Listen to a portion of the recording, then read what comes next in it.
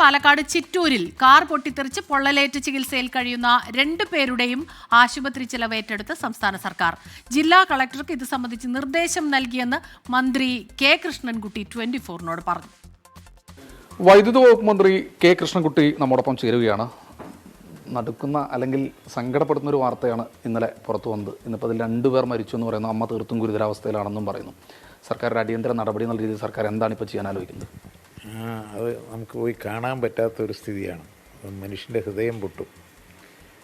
അതിപ്പോൾ നമ്മൾക്ക് എന്താ ചെയ്യാവുന്നതിൻ്റെ മാക്സിമം ചെയ്യും. ഇപ്പോൾ ആശുപത്രി ചെലവുന്നതൊക്കെ റവന്യൂ മിനിസ്റ്ററായിട്ട് ഇപ്പോൾ സംസാരിച്ചു, കളക്ടറായിട്ട് സംസാരിച്ചിട്ടുണ്ട്. അത് ചെയ്യും, അത് സർക്കാർ വഹിക്കും. അത് കഴിഞ്ഞ ശേഷം ബാക്കിയുള്ള എന്താ വെച്ചാൽ മുഖ്യമന്ത്രിയും കൂടി വന്ന ശേഷം ഞങ്ങൾ കൂട്ടായി ആലോചിച്ചിട്ടേ ബാക്കിയുള്ള നടപടി എടുക്കുള്ളൂ. എങ്ങനെ മുന്നോട്ട് പോകും കുടുംബം എന്നുള്ളത് വളരെ ഗൗരവമായി തന്നെ ആലോചിക്കേണ്ട സ്ഥിതിയാണ്. ഇനി ആരും ഇല്ല അതിൽ. ഞാനൊരു കാര്യം നിർത്തി ചോദിച്ചോട്ടെ. എന്താണ് നമ്മൾ രാവിലെ മന്ത്രിയായിട്ട് സംസാരിച്ചു, അതിനുശേഷം RTO ആയിട്ട് നമ്മുടെ ആളുകൾ സംസാരിച്ചു. എന്താണെന്നാണ് പറയുന്നത്? ഇപ്പോൾ അത് ഇഞ്ചിനൊക്കെ ചെക്ക് ചെയ്യണം എന്നുള്ളതാണ് പറയണം. അതിപ്പോൾ ഞാൻ ട്രാൻസ്പോർട്ട് മിനിസ്റ്ററായിട്ട് ഇപ്പോൾ സംസാരിക്കാൻ പോകുന്നുണ്ട്.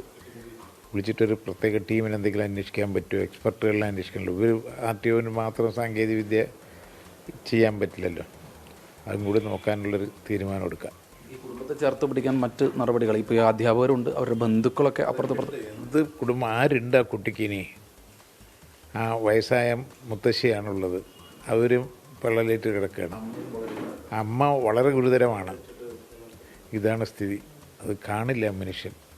അതാണ് സ്ഥിതി. മന്ത്രി എന്നതിനപ്പുറത്തേക്ക് നാട്ടിലൊരു പ്രധാനപ്പെട്ട ഒരു മനുഷ്യൻ എന്ന രീതിയിൽ ഇത്തരം ഒരു അപകടം മുൻപ് ശ്രദ്ധയിൽപ്പെട്ടിട്ടുണ്ടോ? ഇല്ല, ഒരിക്കലും ഇല്ല. അങ്ങനെ ഒരു സംഭവമേ ഉണ്ടായിട്ടില്ല.